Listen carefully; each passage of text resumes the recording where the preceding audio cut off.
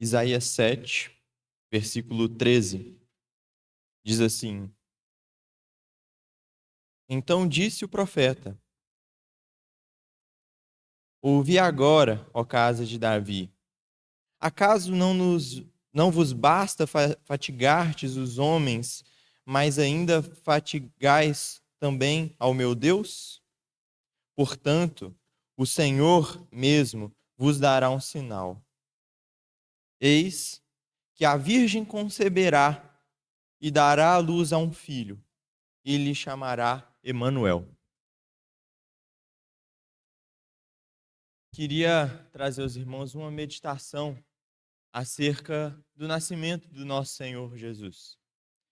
E uma relação existente entre o nascimento do nosso Senhor Jesus e o nascimento de João Batista, o profeta que o Senhor separou para anunciar a vinda do nosso próprio Senhor Jesus. Enquanto nosso Senhor Jesus nasceu de uma mulher virgem, o profeta João Batista nasceu de uma mulher estéril. Uma mulher que não podia dar à luz, e de maneira miraculosa o nosso Deus permitiu que Isabel e Zacarias tivessem um filho, João Batista. E eu acho que tem uma situação muito interessante, porque de um lado, nosso Senhor Jesus nasce de uma mulher virgem. Isso tem um significado, isso comunica algo a nós. E João Batista nasceu de uma mulher estéril. Vamos falar primeiro sobre a esterilidade, a infertilidade de Isabel. É muito interessante porque na palavra nós encontramos algumas mulheres estéreis. Das 4 matriarcas do povo de Israel, 3 eram estéreis. Abraão se casou com Sara. Sara não podia ter filhos. E além do fato de Sara não conseguir engravidar, Sara era idosa, Sara já era velha.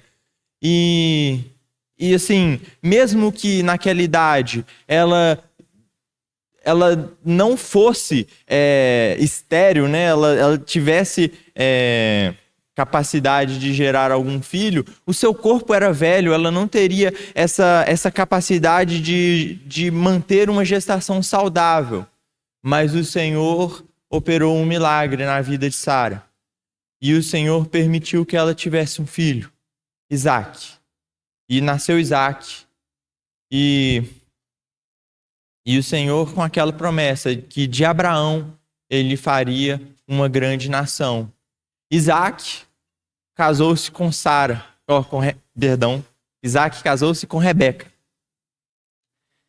E o relato sobre o sofrimento de Rebeca por ser estéril, por ser infértil, é bem resumido, não é tão bem detalhado, mas a palavra fala que Isaque orou ao Senhor, pedindo filhos, porque Rebeca era infértil. E o Senhor permitiu que Rebeca engravidasse, e ela deu à luz a 2 filhos, Esaú e Jacó. Nós sabemos que Esaú tomou um rumo distante dos caminhos do Senhor. E Jacó, ele se casou com 2 mulheres. Jacó se casou com Lia e Raquel.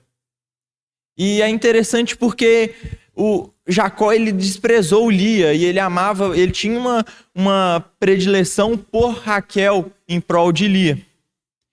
E o Senhor, por conta disso, ele tornou Lia muito fértil. Dos filhos de Jacó, 7 são filhos de Lia. E Raquel, a mulher amada de Jacó, era infértil. Ela não teve essa capacidade de ter filhos e E aí ela chegou a um momento de orando ao Senhor e eu imagino que, tomada de dor, de angústia, de sofrimento, ela chegou a dizer ao Senhor: dá-me filho, senão morrerei.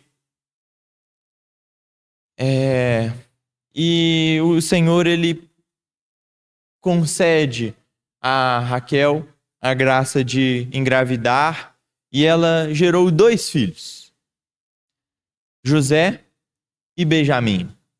E essas são são 3 das 4 matriarcas de Israel, do povo de Israel. O Senhor separou 3 mulheres estéreis para ser mães do povo de Israel. E aí, passado o tempo, nós temos grandes personagens que suas mães também eram estéreis. Mas pensem no juiz Sansão, pensem no profeta Samuel, um profeta que falou muito e foi muito importante para o povo de Israel naquele período do rei Saul e do rei Davi. E Ana, mãe de Samuel, era estéril. E aí a gente chega no tempo do Senhor Jesus, o sumo sacerdote daquele ano, que era Zacarias, ele e a sua esposa, Isabel, não podiam ter um filho. E o Senhor, ele fala a Zacarias, e ele anuncia a Zacarias que Isabel engravidaria e ele teria um filho. E ele não acredita. E o Senhor pune ele por sua incredulidade com uma mudez. Mudez que durou até quando João Batista foi levado para ser apresentado no templo e circuncidado. E quando ele foi levado para ser apresentado, Zacarias não teve nem condições de dizer qual era o nome do seu próprio filho. Ele teve que escrever num papel, porque ele estava mudo. E eu acho muito interessante porque a infertilidade, ela comunica a nós uma falta de capacidade, a falta de capacidade que cada um de nós temos. Todos nós aqui temos uma falta de capacidade de gerarmos frutos de vida. Porque vamos pensar no que diz lá no texto de Tiago. Tiago diz: tendo a concupiscência dado à luz, esta gerou ao pecado, e este, sendo consumado, gerou a morte. Todas as nossas ações, todos os nossos frutos, a partir da nossa carne, geram morte, geram destruição. É horroroso. Nós não podemos gerar nada de bom. E a esterilidade comunica isso a nós. E não é à toa que os povos inimigos de Deus, pensem no povo de Amaleque, que quando derrotavam o povo do Senhor, quando derrotavam seus inimigos na batalha, eles os castravam para tirar a virilidade, para tirar a capacidade de ter filhos, de gerar frutos. Mas ao mesmo tempo que a infertilidade comunica essa falta de capacidade de gerar algo de bom, a virgindade de Maria comunica pureza e comunica que o nosso Senhor Jesus, ele nasceu de uma forma pura. E porque o nosso Senhor Jesus nasceu de uma forma pura, o nosso Senhor Jesus viveu de uma forma pura, ele viveu em completa santidade. Hoje nós somos convidados e chamados e separados para vivermos dando frutos ao nosso Deus. E hoje nós só podemos transmitir frutos de amor, alegria, paz, longanimidade, benignidade, bondade, fidelidade, mansidão e domínio próprio, frutos de vida.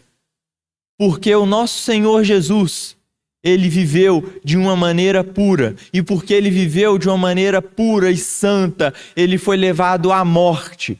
Ele morreu por nós. Ele se fez pecado e maldição por nós. E ele ressuscitou. E por isso, hoje, nós podemos fazer algo através desse sangue que foi derramado. Podemos produzir frutos de vida. Podemos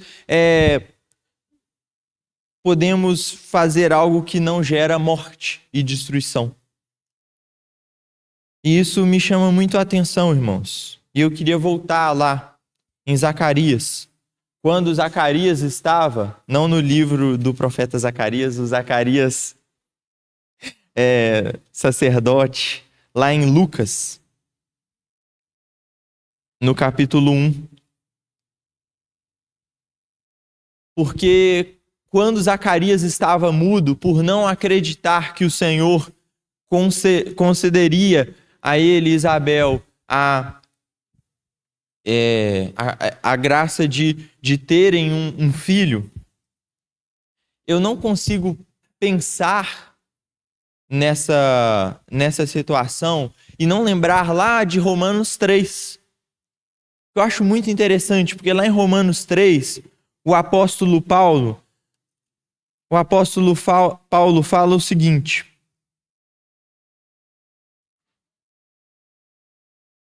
no versículo 9: que se concluiu? Temos nós qualquer vantagem? Não, de forma nenhuma. Pois já temos demonstrado que todos, tanto judeus como gregos, estão debaixo do pecado. Como está escrito, não há um justo, nenhum sequer.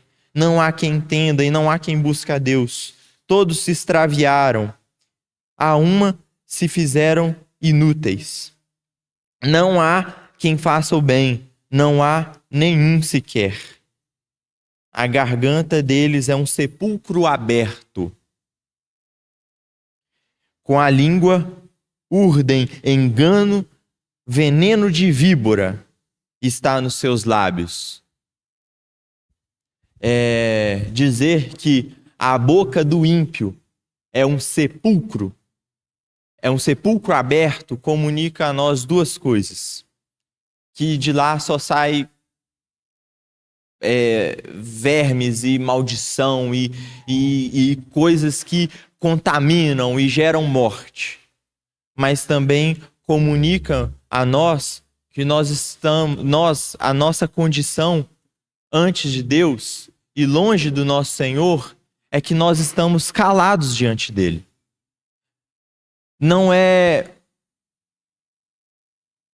Zacarias não acreditou na promessa que o Senhor fez a ele, e o Senhor o puniu com a mudez. E não é o nosso acreditar que vai fazer o Senhor mover de uma maneira diferente. Não é o que nós podemos fazer ou falar a Deus que vai fazer com que o Senhor proceda de uma forma diferente. O Senhor, ele tem o seu propósito e ele vai cumprir isso independente de nós. Mas através daquele sangue derramado no Calvário há 2000 anos atrás, o Senhor, ele decidiu fazer com que nós pudéssemos fazer parte disso e que nós pudéssemos, através do Espírito Santo que hoje habita em nós, frutificar da mesma forma como o nosso Senhor Jesus frutificou. E Zacarias é muito bonito porque ele percebeu isso. E ao receber de volta a voz, a Bíblia fala que ele, cheio do Espírito Santo de Deus, ele profere um cântico de louvor ao Senhor. São 4 cânticos que nós lemos no livro de Lucas. Esses cânticos são são chamados de os cânticos da natividade. Primeiro, que é glória a Deus nas alturas, glória em excelsum Deo, que é o cântico que os anjos cantam aos pastores de ovelha, quando o nosso Senhor Jesus nasce. O cântico de Maria, quando ela visita Isabel e ela canta o cântico chamado Magnífica, que é o Magnificat, que é o cântico que ela louva ao Senhor pela obra que ele estava fazendo e por ele ter escolhido a ela para carregar no ventre o nosso Senhor Jesus. Cântico de Zacarias, que é Benedictus, que o Senhor, que Zacarias ele louva ao Senhor porque através daquilo ele estava demonstrando que ele estava cumprindo as promessas que ele tinha feito lá no passado por meio dos profetas.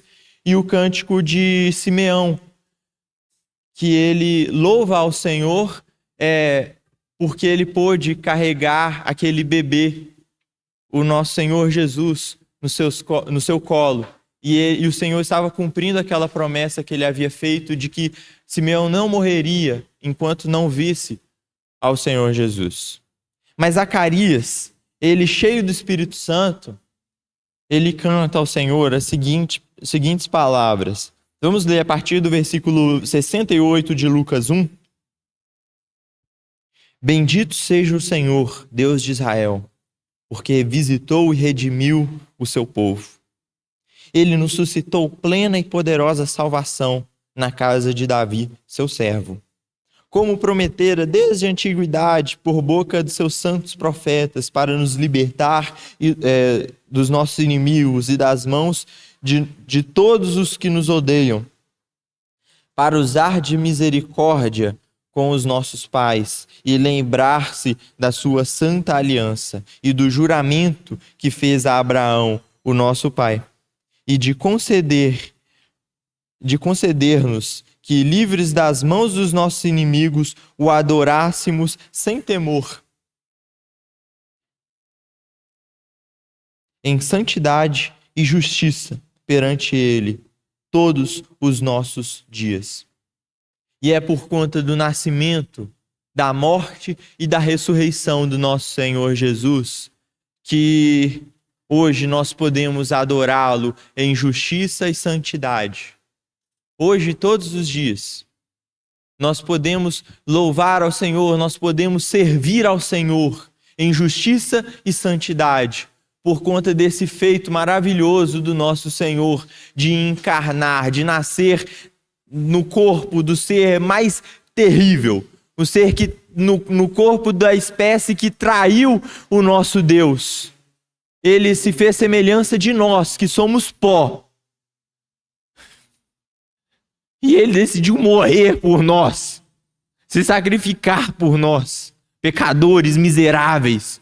E ele nos separou para sermos seu povo, para servirmos a Ele, para podermos andar de forma semelhante à forma como Ele andou.